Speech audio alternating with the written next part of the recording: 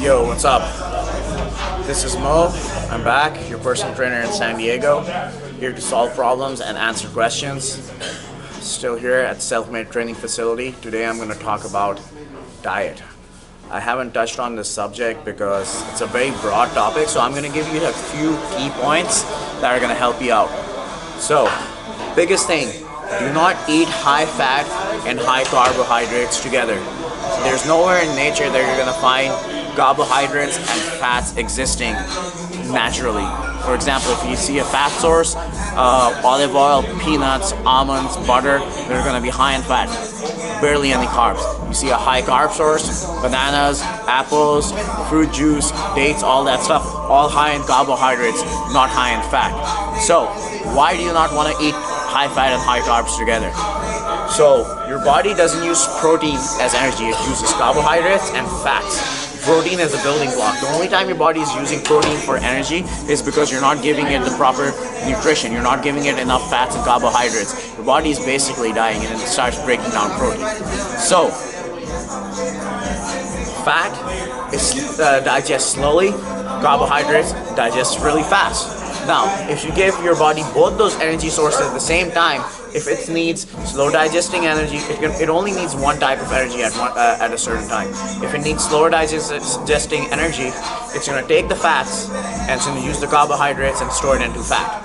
Store it as fat or carbohydrate stores. Now, if your body needs fast digesting energy and you give it something like a pizza or a chocolate cake, which is high in fat and carbohydrates, in the form of sugar and starch, what your body is going to do is, if it needs faster digesting energy, it's going to take away all the sugar and carbohydrates, it's going to use it up, but the fat, the slow digesting energy, is going to be stored as fat.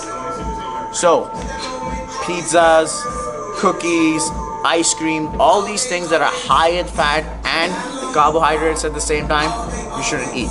Now, for example, you're eating chicken and rice, right, with some veggies. Pretty healthy meal. If you add a bunch of olive oil in there, let's say it goes up to about 15, 20, 25, 30 grams of fat, again, turns into a high fat and a high carb meal.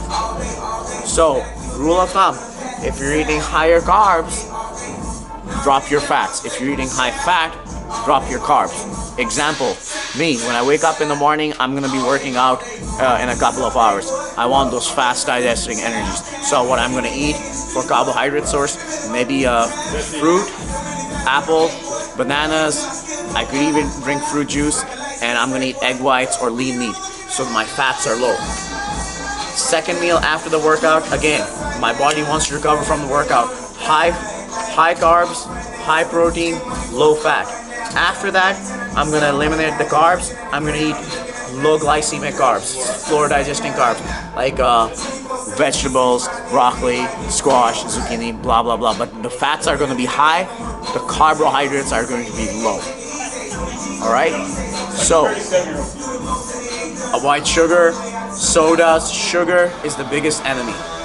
And when you're eating higher carbs and lower fats closer to workouts, lower carbs, higher fat away from the workouts.